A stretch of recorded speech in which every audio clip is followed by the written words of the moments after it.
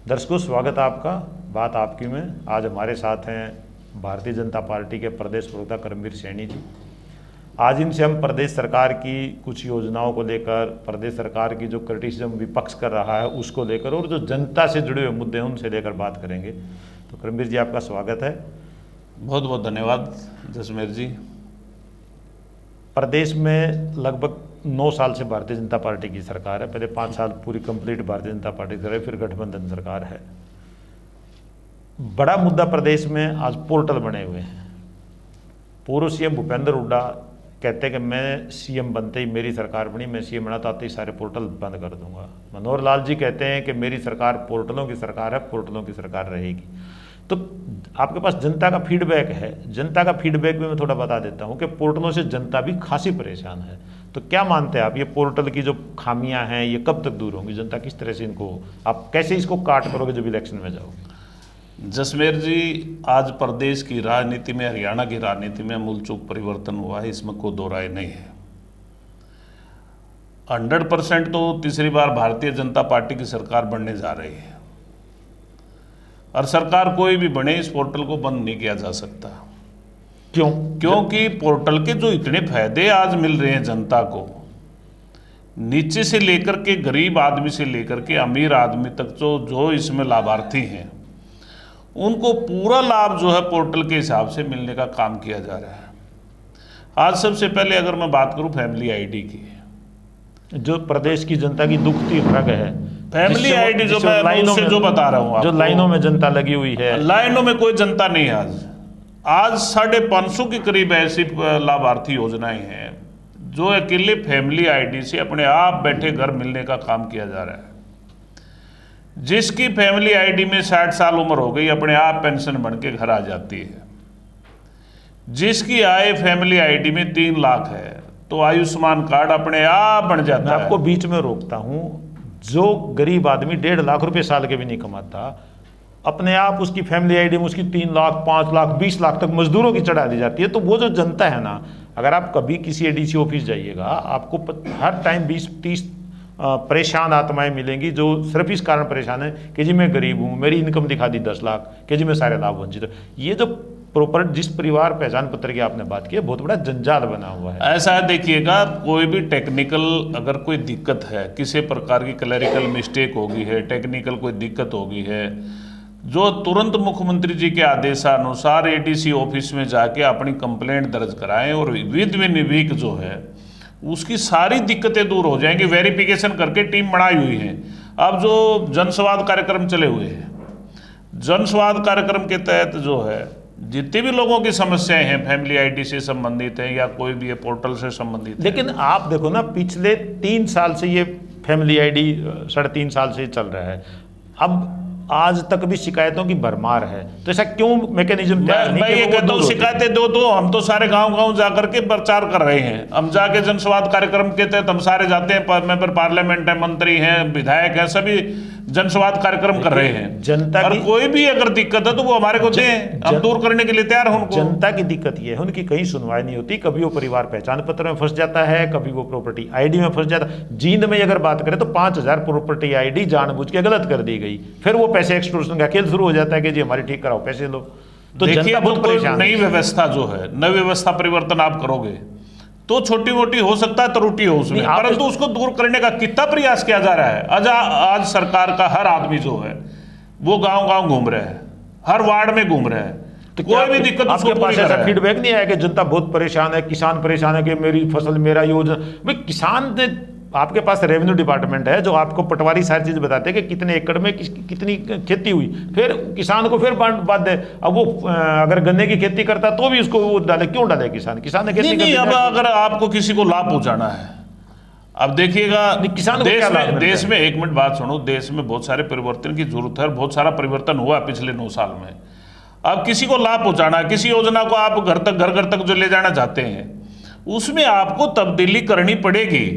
अब मान लिया आपने सबसे पहले हमने अपना खाता खुलवाने का काम जो देश में करवाया, प्रदेश में करवाया, आज उसके कितने फायदे हैं।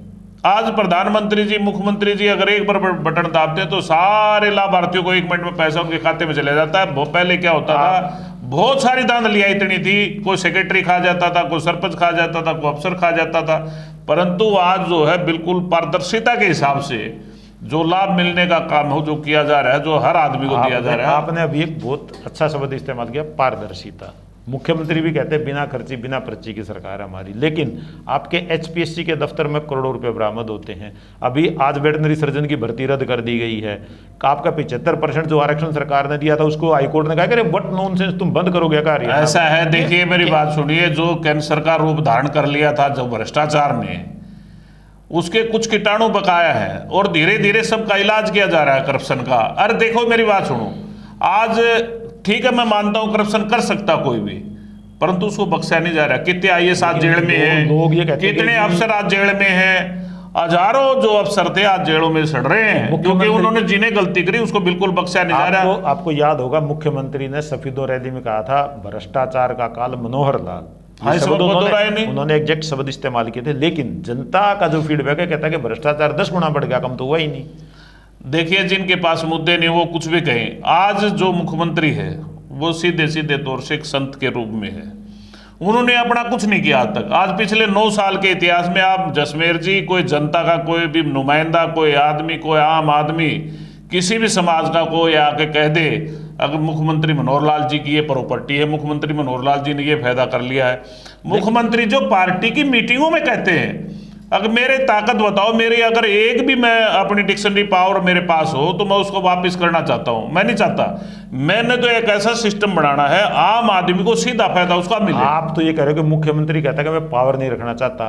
आपके गृह मंत्री और स्वास्थ्य मंत्री अनिल विज कहते हैं कि मेरी चलती ही नहीं, यहाँ पे सीएमओ का सीधा दखल है, चीफ मिनिस्टर ऑफिस का दखल है, तो डिसेंट्रलाइज दखल अंदाजी नहीं है, बिल्कुल सारे स्वतंत्र तरीके से काम कर रहे हैं। पर मैं एक बात कहना चाहता हूँ, पहले जो ताकत थी, पहले क्या करते थे कि अपने आप नॉमिनेट कर देते थे एचसीएस को, आपने डिपार्टमेंट ही लेने, परंतु आज एक तरीका यूपीएससी के थ्रू कर दिया सारा सिस्टम। आप नहीं मानते? पहले आप सवाल ही पैदा नहीं उठता। गृह मंत्री नाराज नहीं क्या मुख्यमंत्री? नहीं, गृह मंत्री के अभी पूरे डिपार्टमेंट के पूरे तरीके से अपने संभाले और पूरा काम करते हैं। वो स्वास्थ्य मंत्रालय की कोई फाइल नहीं निकाल रहे। अभी उनकी मुख्यमंत्री से 2 दिन पहले मीटिंग हुई है, मुख्यमंत्री ने टाइम मांगा सॉर्ट आउट करने के लिए। आप करेंगे नाराजगी नहीं? ऐसे आपस में छोटी मोटी बात, देखिए मेरी बात सुनो, किस सरकार में नहीं हुई?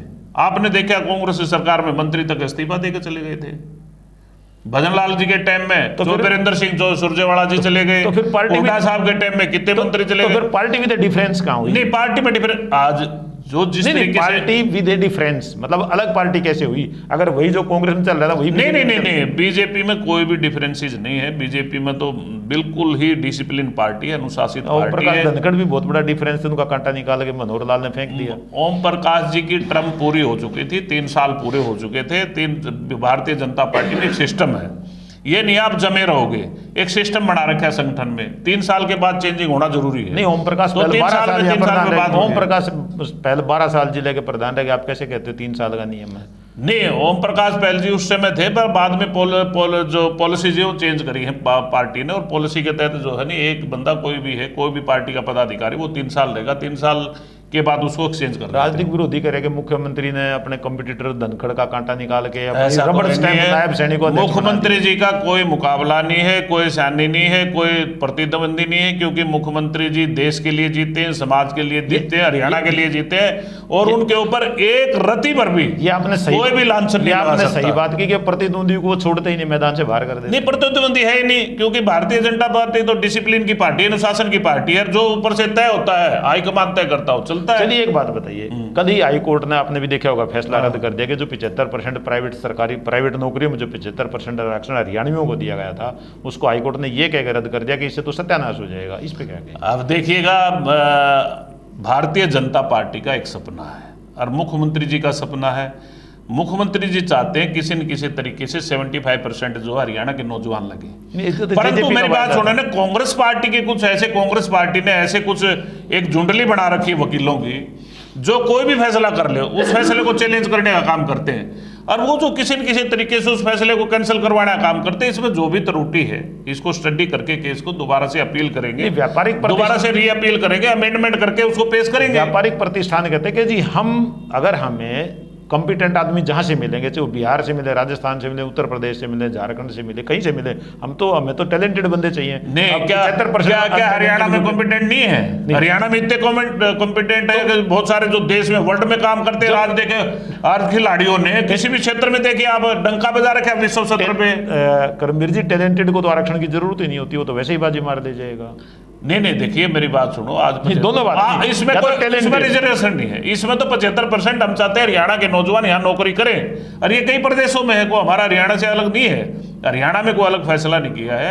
हरियाणा में हम चाहते हैं हमारे जो नौजवान हो 75% यहाँ के नौजवान नौकरी करें। इसमें हमारा हमेशा हमारे मनसा बिल्कुल साफ है। आपने भी एक बात कही कि तीसरी बार मनोहर लाल सीएम बनेंगे, भाजपा की सरकार बनेगी। 100% 2019 में भाजपा ने 75 पार का नारा दिया, लेकिन 40 पे सिमट गए। जोड़ तोड़ करके दुष्यंत के साथ आप लोगों ने सरकार बनाई, निर्दलियों का समर्थन भी आप लिए हुए हो। अब की बार ऐसा क्या है कि आप 40 से 20 पे नहीं आएंगे? तो ये ऐसा क्या होगा कि आप जो फैसले गवर्नमेंट ने लिए हैं देश की सरकार ने, मैं समझता हूँ सारे फैसले ही हैं। मेरी बात सुनिएगा आप। 2 बड़ी चीज बता दो जो भाजपा को सत्ता में ले आए। सबसे बड़ा कारण तो आयुष्मान कार्ड है, सबसे बड़ा महत्वपूर्ण कारण है, जिसमें 5 लाख तक का बीमा जो है वो फ्री कर दिया गया है, जिसमें कम से कम भी आधी संख्या, प्रदेश की आधी संख्या जो है वो लाभार्थ है, लाभ उसका मिल रहा है। बहुत सारे निःशुल्क जो है उनका इलाज हो रहा है। इसका मतलब आपका बहुत बड़ा फायदा हुआ है। इसका मतलब आप मानते हो कि भाई जो हरियाणा पूरे देश में सबसे समृद्ध प्रदेशों में जिसकी गिनती होती रही है, उस प्रदेश की आधी जनता ऐसी है कि भाई उसको सरकार की जरूरत है इलाज के लिए भी। ऐसा है, देखिएगा बहुत सारे बेचारे गरीब हैं, बहुत सारे इलाज कराने में सक्षम 10 साल में आप उस गरीबी को इलाज कराने में सक्षम नहीं है। 10 साल में वो गरीबी दूर। अच्छा, दूसरी बात मैं आपको बताऊं, पारदर्शिता है। आज 1,10,000 नौजवानों को कौशल योजना के तहत रोजगार है, 50,000 नौजवानों को दूसरा रोजगार मिला है। एक तरह से सरकारी एक मिनट बात सुनो, आज उनको कोई हटा नहीं सकता। पहले कितना शोषण होता था, कभी तनख्वाह नहीं मिल रही है, कभी पैसे रख गया, कभी कोई पैसे ले गया लगाने के लिए। आज किसी को भी बीच में जो मेरिट का आधार है, सेकेंडली बहुत तगड़ा मैसेज है। आज कोई भी आदमी, अगर कोई मंत्री, एमएलए, कोई प्रतिनिधि, एक भी आदमी अगर पर्ची पकड़ता आपको मिल जाए, एक भी आदमी नहीं मिलेगा, क्योंकि सारा पारदर्शिता के हिसाब से बिल्कुल मेरिट के आधार से पूरे तरीके से नौकरियां मिलती हैं। स्पोक्समैन को पार्टी का और कहीं ना कहीं सरकार का, देखो सत्तारूढ़ दल है तो सरकार का भी कहीं ना कहीं होता है, वैसे पार्टी के प्रवक्ता वो माउथ पीस होता है, उसका होता है। गठबंधन को लेकर बहुत बड़ा सवाल है। 2 ही सवाल है, गठबंधन का क्या रहेगा, और एक चौधरी बीरेंद्र सिंह जो बड़े सीनियर लीडर जिन्होंने आपको भी कहा था कि आप भी बाहर के हो, इनका क्या होगा? देखिए, जजपा हमारी जो है ना सहयोगी पार्टी है। कब तक?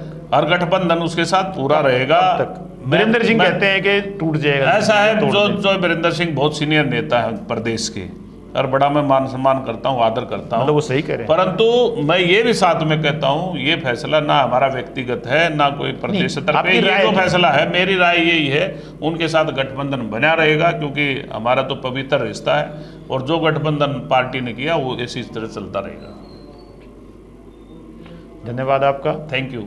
अगली बार फिर जैसे करमवीर जी आ जाए, किसी और नेता को, किसी और पार्टी के बड़े नेता को लेकर आएंगे दर्शकों, और इसी तरह से जो जनता की आवाज़ है वो आपके सामने, आपकी जनता के बाद जरूर उठाई जाएगी। भले वो चुभते हुए सवाल हो, लेकिन उनके पीछे मनसा बिल्कुल साफ होती है कि भाई जो जनता की परेशानियां वो रखी जाएं, कहीं ना कहीं उनका समाधान भी हो जाए, यही हमारा मकसद है। धन्यवाद, थैंक यू।